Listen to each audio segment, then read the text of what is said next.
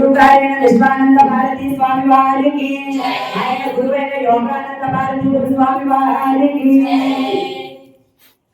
పనిచేయాలండి. ఆవిడ కూడా నీకు ఎలా వస్తానమ్మా, నా పద్ధతి నీకు తెలిసిందే, నేను ఏం కోల్పోయినా నీకు తెలిసిందే, నేను రాను అని చెప్పాను. ఆ అమ్మ ఏమనుకుందో ఏమో మరి, కృష్ణ పరమాత్మే అమ్మే కృష్ణ పరమాత్మ.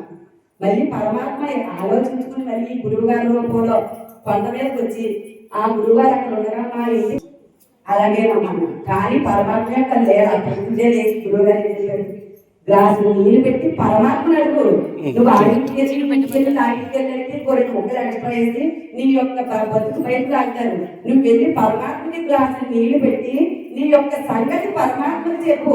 ఎందుకు ఎవరితోనో చెప్తే నీ ఎవరో చేసరమ్మా, భగవంతుడే మనకు తీర్చేది. ఇప్పుడైనా నీకైనా ఏ కష్టం రాని భగవంతుడే నీళ్లు పెట్టి పరమాత్మ నాకు ఈ కష్టం ఉంది, ఈ కష్టం నుంచి నన్ను ఎలా తెలియజేస్తావో, నీ ఉండగా నాకు భయం ఎలా అని ఒక మాట్లాడి పరమాత్మకి అలా చెయ్యండి.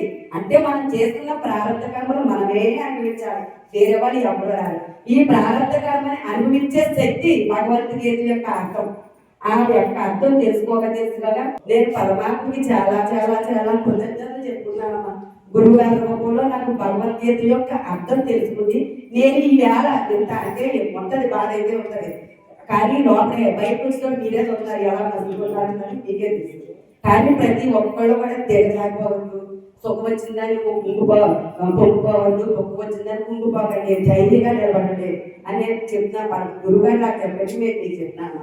అలా ప్రతి ఒక్కళ్ళు నిలబడతాం. అలా నాకు వచ్చిన సమస్యల్లా అలా పరమాత్మ తీర్చుతానే వచ్చాడమ్మా.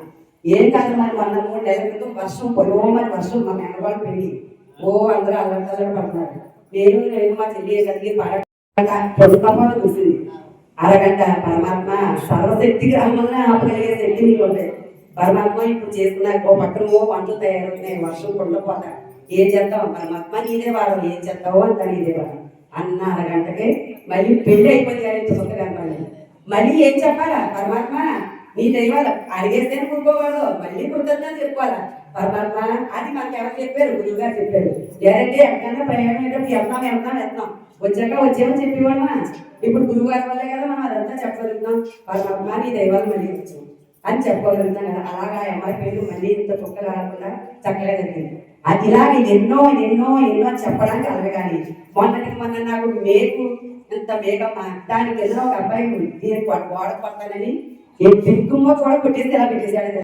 వాడ పెట్టి కొడితే ఇదేమి మూత వచ్చి నీకు ఎలా పుచ్చుకుంటుందని నా అడిపాలను అలా పుచ్చుకున్నాను. కానీ తెల్లారితే కాలు ఎలా ఉంటుందో ఏదో నాకు నుంచి ఏదో ఉంటుంది కదా అనుకున్నాను. కానీ పరమాత్మ ఏం చేసినా నీదే భావం. ఇది రక్తం చుట్టూ కాచుకుంటానే పోయే మా అమ్మగారు కూడా నేను చెప్పేదాన్ని అయిపోతానని. అలా ఏదో మూత అంటే గొడ్డలతో తీసి బోటుతో చేస్తానని కొంచెం ఆకొచ్చింది. 3 రోజులు మాట్లాడాను. మరికొకటి ఏదన్నా అయితే ఎన్ని హాస్పిటల్ జరగాల్సి వచ్చినాం. ఇలాగే ఎన్నో ఎన్నో ఎన్నో సమస్యలు ఆ పరమాత్మ నాకు అలా తీసుకుంటాను వచ్చేది. కానీ ఆ యొక్క శక్తి ఆ యొక్క మనకి ఇది గురువు గారి వల్ల నేను నేర్చుకోలేను. మన గురువు గారి యొక్క భగవద్గీత యొక్క లోతు అలా మనకి చెప్పగలిగితే కదా మనం యాదేలా అడగలుగుతాం. నా యొక్క జీవితమే మీ అందరికీ ఉదాహరణ. అంటే ఎలా తిరగలుగుతుంది ఏంటి వెనకాల ముందు మాకు ఏమన్నదన్నది మీకే తెలుస్తుంది. నా బంధువులా ఎవరో వాళ్ళలేదు, కానీ అన్నాడు నేను అలాగా. కానీ ఆ పరమాత్మ ఇప్పటికైనా మా ఊళ్ళో ఏదైనా వచ్చిన సమస్య భయపడకండి, స్వామి ఉన్నాడు, స్వామి మీద మాకు అయ్యేది భారం.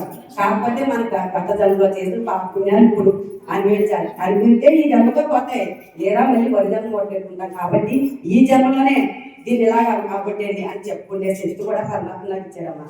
జై శ్రీరామ్.